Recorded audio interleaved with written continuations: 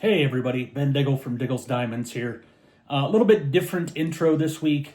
One of the things that we did this week was we went back to all the guys that we played with coming up and wanted to tell some stories because that's one of the things that I think gets overlooked a lot these days. So many people are focused on I don't want to say the wrong things, but they're focused on who's the best player, who's getting the publicity, who's getting scholarships, stuff like that, that we tend to lose sight of what high school sports are all about. And that's the growing up, the friendships you make, the memories you make, stuff like that. And so we called up some of our buddies who are extraordinary storytellers, and they were gracious enough to join us.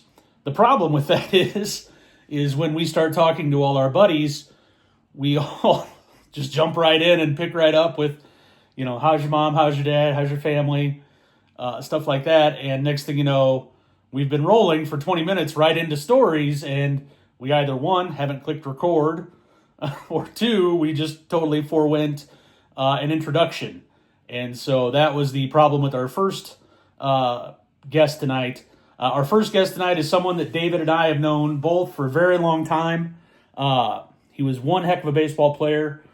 Jake Smith, you can trace his lineage from East Peoria Community High School to Illinois Central College, and then to Edwardsville, back when it was a D2 school and a member of the Great Lakes Valley Conference, back when the GLVC was using wood bats. And Jake has some wonderful stories that he was kind enough to share with us, and I hope you enjoy it, and I hope you guys have already started making memories here in this 2025 season. So hope you enjoy it, and we'll see y'all for the next one. Trendsetter, whoa, league of my own, it don't get better. No, read what I wrote, I'm a bestseller. Yeah, reach for my goals, hit it dead center.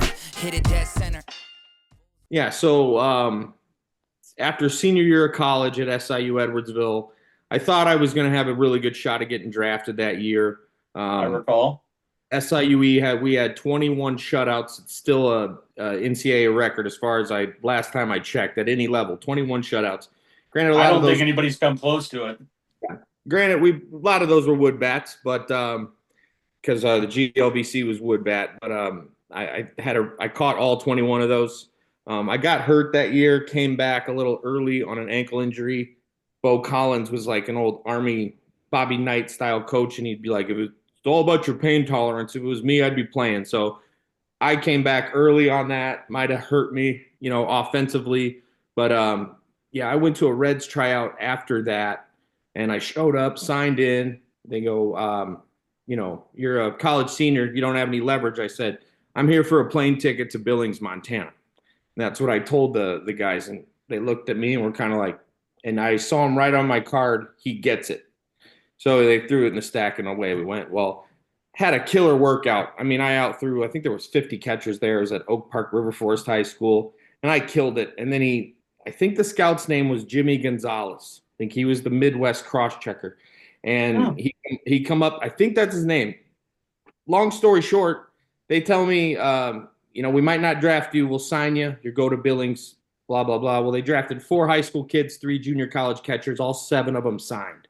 Oh, so I thought they told me pack your bags. You were good. Yeah.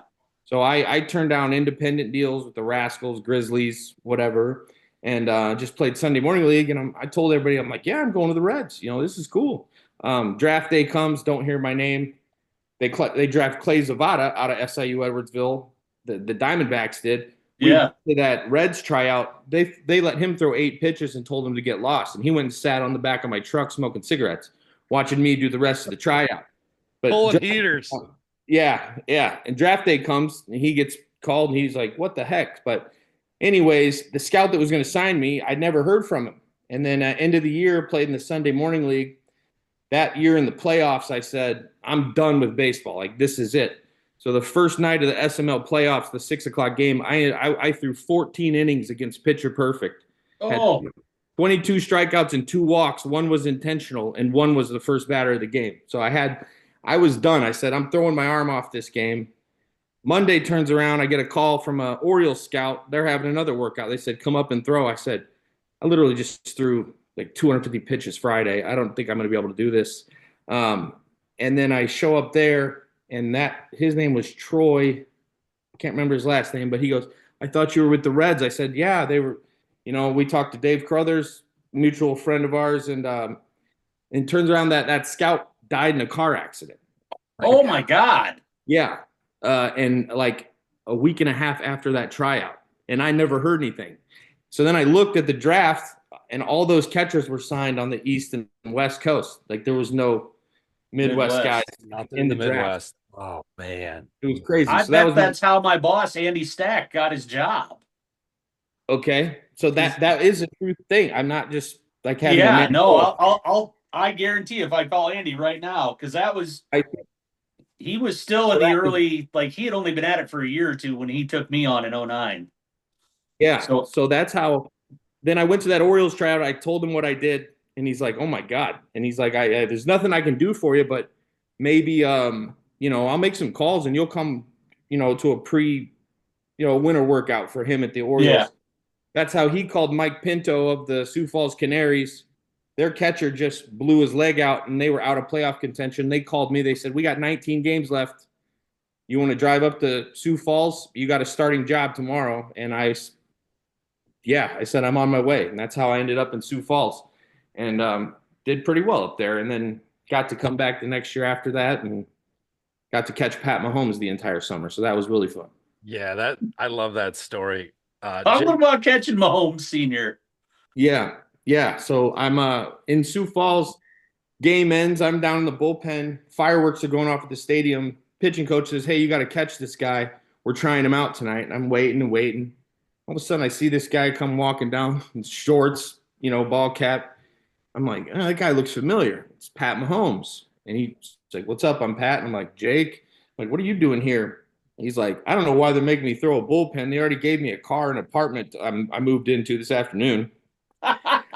Yeah, so he tells the pitching coach, he's like, yeah, we're good. We can do this tomorrow. And then Pat looked at me. He's like, I see there's a Buffalo Wild Wings across the street. And I was like, let's go. So I went over there and drank beer with Pat Mahomes the first night.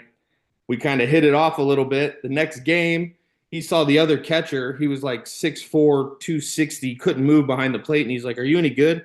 I was like, I'm 22 years old and I'm hungry. And he's like, you're going to catch me. So he made it a point. I caught all of his starts that summer. And then sure enough, the first start, we're in the bullpen. And he's like, all right, I got fastball, two-seamer, curve, change, slider, all this. Split. I'm like, well, I only got 5 fingers on one hand, Pat. And he goes, just don't worry about it. If I shake you off, keep going. Pudge used to get pissed when I would shake him off. And that's when it really clicked in my head. I'm like, this guy used to throw to Pudge Rodriguez, like one of my idols. So that was really cool for me. And then that summer, it was just awesome saying I got to catch him. 2 weeks of that summer, his 2 kids came up. We obviously know who one of those kids is. I was going to say, you got to hang around Junior. Yeah, he got to come up. He was like 11 years old. It was awesome. He's like, you're going to have to hang out with him. So I literally played RBI baseball, NFL blitz in the clubhouse, play catch with him, throw him some BP. And Pat always said he's going to be a first rounder. And I was like, in what sport? And he's like, I don't know yet, but he's going to be a first rounder and he's not going to make the same mistakes I did. So he was right about that. And that was kind of cool. So that's always a kind of a cool story I have about that. Isn't Pat set to fight John Rocker soon? They were going to, yes, but it got canceled like 2 days ago. Okay. Yeah, I think John Rocker might have him. He's a pretty big dude, but he looks like he's limping around on a bad knee. I know. But we all are, but Pat Sr. probably ain't very quick anymore, and I just think that would have ended bad. But I gotta believe Pat's got like 10 years on Rocker. Oh yeah. I feel like Pat was on his way out of the league when Rocker was still in his prime. Yeah, I was trying to think when I was, so 22, 16, 40. Pat's got to be 56. I don't know. Rocker's got to be up there close to 50, right? I'd put Rocker like my age. Yeah. Maybe. I don't know. Huh. No, that wouldn't be right because he was already in the league when I was young. I don't know. So, but, yeah, I got to ask. Maybe closer than I thought. I got to ask this question to you, Jake. So I recently watched There Will Be Baseball, Oh yeah. The Pure Sunday Morning League documentary, very Mhm. awesome, loved it. And I saw a couple of your interviews were very cool. And one thing caught me off guard. I think it was Slew who's telling a story how he's pitching, and I'll let you take it from there because Yeah. I've never Yeah. heard of a ground rule triple. So go ahead, Yeah. take it. And let me jump in here for just a second for the folks that are outside the Peoria area. The Peoria Sunday Morning League is the longest running amateur league in the country. It has been home to what, dozens of big leaguers, Jake? I don't know the Yeah. exact I number, mean, but you got Homie, Tuttle, Mike Dunn, Tommy, yeah. Zobrist. uh, Yeah. I think there's Mason McCoy. Yeah. Yeah. I think there's 12 or 13. I think on their website it says alumni that's played in the big leagues. So yeah. Nice. PSML.net, folks. Yeah. All right. Tell us about a ground rule triple, Jacob. Yeah. I'm 18, 19 years old. We're playing at Glen Oak Park, and Slew's pitching. I'm up there. I was kind of, I don't think I was cocky, but I was up there. And Slew just threw me one hanging changeup down the middle, and I just golfed it deep to left. And the road out there, I think, is like 420, but I hit it over. There's a tree out there and left, no fence. Goes flying through the tree, lands in the street, rolls all the way down. Left fielder doesn't even bother to go get it. And so I just round the bases and, took him deep, just got it. So I'm in first base dugout, putting my shin guards on. I got the gear on, getting ready to go back out. Meanwhile, they're having a meeting on the mound. And Slew, who was the commissioner of the league, Conflict of interest. yeah, Sure. just all of a sudden tells I can't remember his name right now. It'll come back to me. The umpire's like, Smith, back to third. And I'm like, back to third? And Slew's like, it's a ground rule triple. And I'm like, a ground rule triple? What the hell? I come out. I'm like, what is that? And I was like, you're just making up rules in this league? Where's the integrity? All this, blah, blah, blah. Anyways, I go to third. I'm still kind of chirping. But Ryan Alexander's flipping out, going nuts. Yeah, he just made a rule. Like, they go, well, was it an automatic home run? Did it hit the street? They don't know.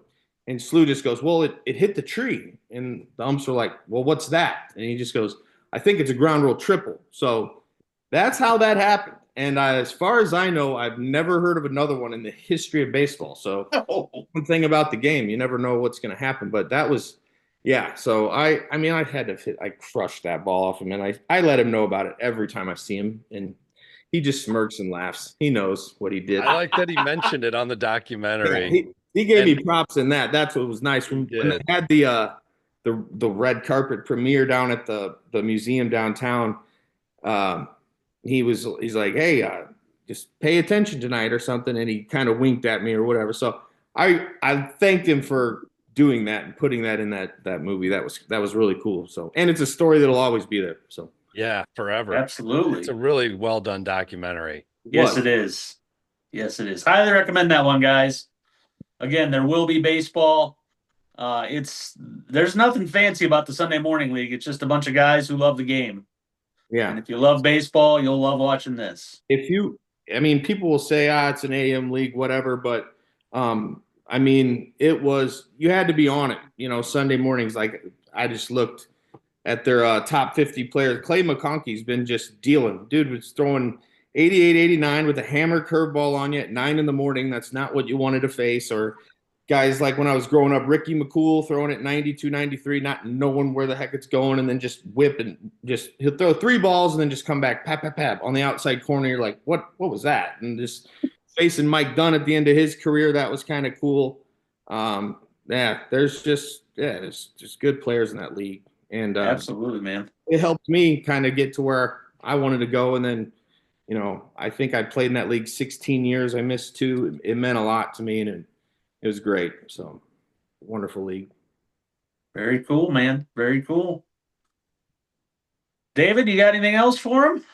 I got to hear about Mahomes and the ground rule triple. Those were my 2 that I wanted to get out of him, to extract from him. You got another one, Jake? Or, go ahead. We would have to. I got a lot of funny stories, but they can't be put on tape. Yeah, Yeah. I figured. Can't be Figured that was the recorded. case. Those That, are good. that was the one caveat we had to put forward to everybody. Your best, school appropriate, family friendly, whatever. Yeah. We've all got. My first I guess this is a stupid one. I was 9 years old, my first travel team game, second game of a doubleheader. I was playing second base, it was like the second or third inning, and I looked at the umpire, I said, "Hey, I gotta pee." And he's like, "So?" He was just some young kid. Now looking back, he's probably 16, and I was like, "I gotta go to the bathroom." Dropped my glove, I ran to the bathroom in the middle of a game, come back, and somebody else is standing out at second base. And then I was like, man, yeah, that was shouldn't have done that looking back on that. But Pull the Willie Mays Hayes. yeah, just Shit, I've been cut already. yeah. So knew not to do that again. But I'm loving being back in the last 3 years. This would be my third year of coaching some travel team baseball, team out of Washington. They're all the same school. They're all classmates together. So it's not like one of these bigger travel team kind of things because being out of baseball for a little while, man, these last couple of years, my eyes have opened. It's like, holy smokes.